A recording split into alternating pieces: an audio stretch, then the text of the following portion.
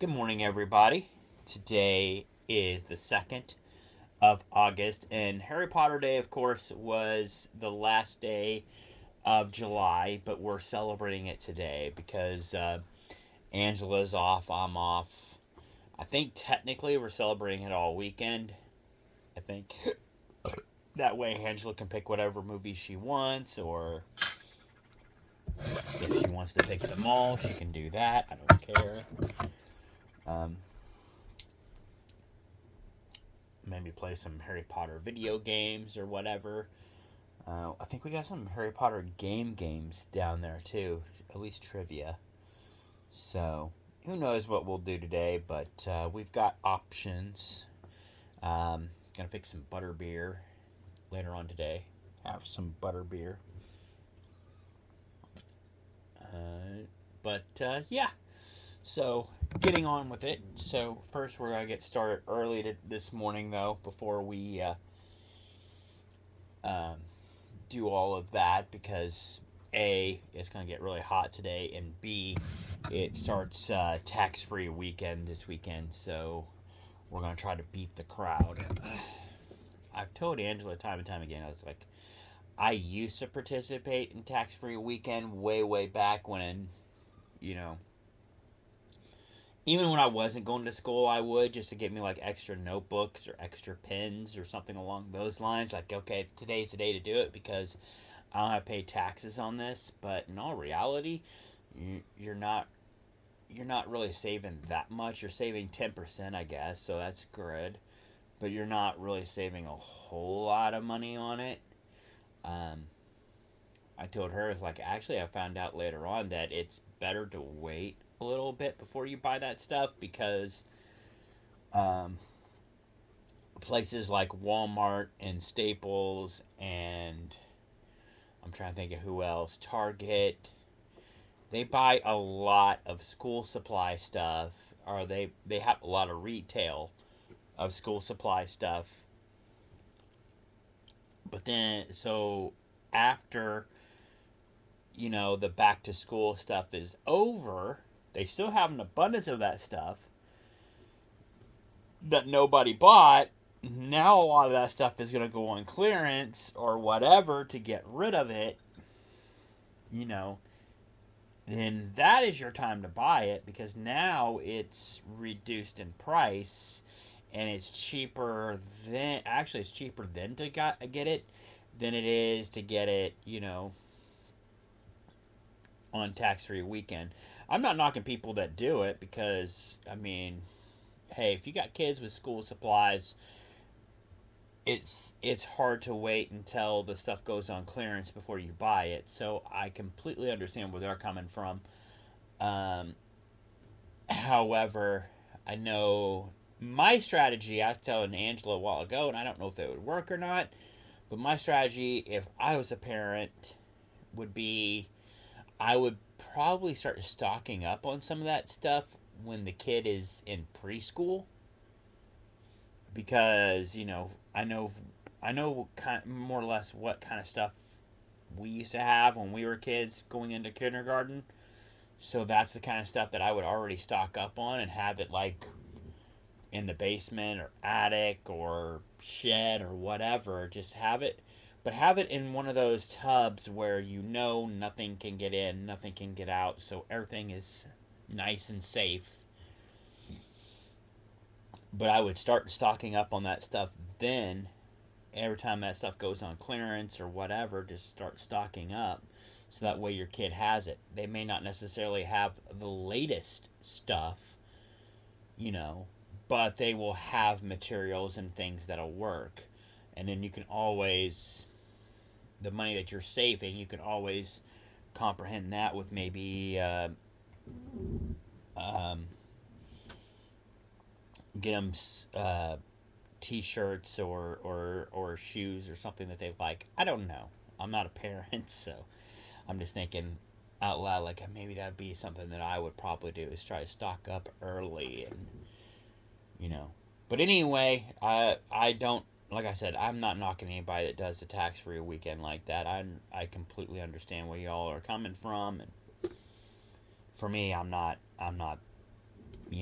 I'm no longer in school, and I'm buying the stuff more or less just to keep me going on a yearly basis or whatever. So, for those reasons, I just buy, when it comes to that stuff, I buy it a little at a time, and I don't have to get it right away. So I usually just wait till the stuff goes on sale. And once it goes on sale, then I'm like, okay, I can stock up a little bit if we need it. Because, like I said, I'll still make sure we need it before I buy it. Don't buy it just because it's on clearance, because then you're going to be stuck with it. I learned that a couple of times too. So, but anyway, without further ado, the question of the day. Question of the day. Let's get into it. And for all you people that have to work retail this weekend, on tax-free weekend,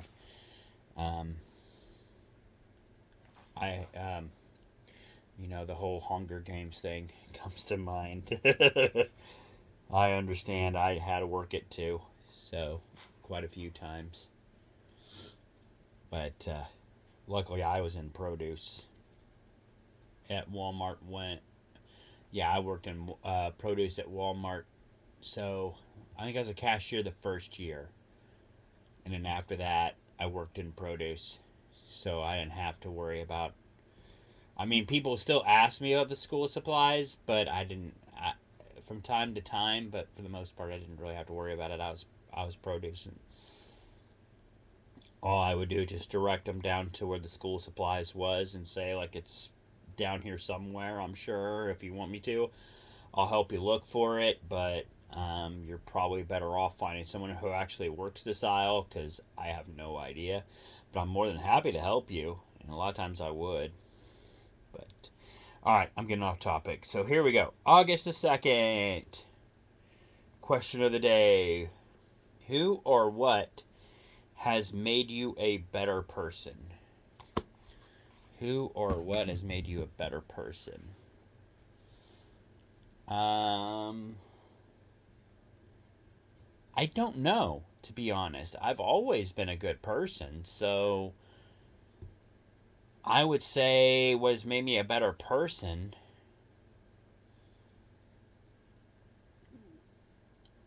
Well, I guess we always get better from day to day, right? So you either get better or you get worse. Nobody ever stays the same. At least that's the way I see it. So what makes me a better person?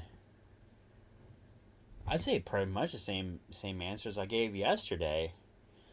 I would say, well, except for the coffee. Well, yeah, coffee. I'd say all those things make me a better person. Same thing as what I gave answers to last night. Coffee makes me a better person. Gotta have coffee. I'm a total ass if I don't have coffee. So definitely coffee and Mountain Dew makes me a better person. Because Mountain Dew, I go for the Mountain Dew when the coffee wears off. It will wear off midday. So then that's when I go for Mountain Dew or Coca-Cola or something. You know what I mean? I'm kind of weird. In that I like Mountain Dew. I'm not much on Pepsi, but I like Mountain Dew. So when it comes to between Pepsi and Coca-Cola, I prefer Coca-Cola over Pepsi. But yet I love Mountain Dew over, anything that's Coke or Pepsi related. So, and any type of Mountain Dew works pretty much. I mean, there's a few flavors I don't like of Mountain Dew, but very few. For the most part, I like Mountain Dew. It doesn't matter it doesn't matter too much which flavor. I can't remember offhand which flavors I don't like, but I think there's only like one or two that I don't really prefer, and the rest of them are pretty good. I can drink them, no problem. But yeah, I would say start off with that. It would be that my girlfriend makes me a better person. She keeps me in line, so I will say her without a doubt. My parents make me a better person all the time. Even now, they're still giving me wisdom. You know, like I said, you're never. That's the thing that I didn't really get growing up that I get now is that Even in my late 30s, you're never too old to learn things and to grow as a person. You are never too old, no matter what anybody tells you. And also, the thing I'm finding out is even in my late 30s, your parents still can teach you things. And the reason why they can still teach you things is because they are still learning things. So, as you know, so they're getting more and more wise in their years, and then in return, they're making you more wise. So, if you choose to listen to them, I'm not saying that they're right all the time because nobody is, but I would say those things, and God. I would say God and the Bible have made me more wiser. Um, because here's the thing, and I'm going to tell this to anybody who, even to the people who are non believers, and that's fine. I'm not attacking anybody that's a non believer. If you, I mean, you choose to believe whatever you want. I have friends of mine that are atheists, and that is fine. I do not judge them. I do not try to persuade them my way. I even tell them, because I even have one of my friends who is an atheist. I back when I worked at Walmart, I know he told me at one point, he goes like, "Well, I am so glad." He says, "You're different than most. You're different than most people who are Christian in the fact that you're not trying to persuade me one way or the other." And I looked at him and I said, "Well, I said, let me tell you this way. Put you this way. I said, like, you have already chosen what you want to do." I said, "Chances are you've probably already heard anything and everything that I could tell you." And he goes like, "Yeah." I said, "Well, then what more is there to say?" I said, like, bottom line is you, I said, who am I to tell you what to believe in, what not to believe in? I said, at the end of the day, you choose to believe whatever you want to believe. I said, I can't tell you what to do in that regard. I said, that's got to be totally up to you. So, and I still stand by that. So, I don't judge them. I don't try to persuade them. I'm sure they've heard it all before, so I let them live their life. My thing is, as long as they let me live my life, I'm going to let them live theirs. That's how I see it. So, I don't try to judge or anything like that. But I will say this to like I was gonna say to the non-believers, even if you do not believe in God, which is fine, I would still say that the Bible could still possibly help you in growing and all of that. Because, and what I mean by that is because there are a lot of life things in the Bible. So even if you don't believe in the stories, right? Even if you don't believe in the story of Moses, or you don't believe in, say, the story, some of the stories of Jesus, the thing of it is, the human part of that story is still relevant, right? So um, like the human factor, the lesson behind the story is still relevant. So, irregardless whether you believe or not, there's still that lesson to be learned, or lessons to be learned in the Bible. So, and I'm like I said, I'm not telling you to believe everything in the Bible.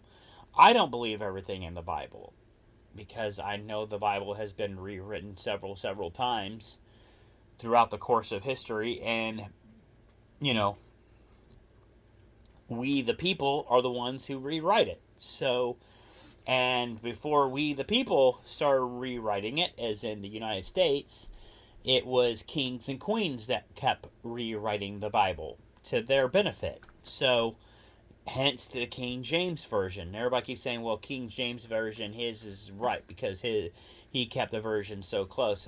No, he did, but he had his own agenda too. So don't think otherwise. He owned the printing press, and that's why they call it the King James version. So it is what it is. I'm not getting into the whole Bible thing on here, but I just wanted to say like that helps too, because I mean, even if you're not a believer, I mean, there's some life lessons in there that you can kind of go to. Like I said, I'm not saying go and believe it wholeheartedly, but it does help. What else? But yeah, family, friends, um, Angela, coffee, Mountain Dew. Basically, all the answers I gave yesterday are still the same answers today for this one. That's all I got. And I'm 15 minutes in. Good golly. All right. Well, I'm going to bid thee all adieu because we're about to head out and I probably need to use the restroom before I go. So I will see you all later. Peace out. And go enjoy your Friday. I know we're going to go enjoy ours. And I'll probably put a couple more videos up here depending to show off our day and whatnot. So I might even put a video. If I can figure out how anyway, I might put up a picture video of like our Spider-Man day from yesterday and do like a picture video of our Harry Potter celebration weekend or something. I don't know. But anyway, I bid thee all adieu. I'll see y'all later. Peace out.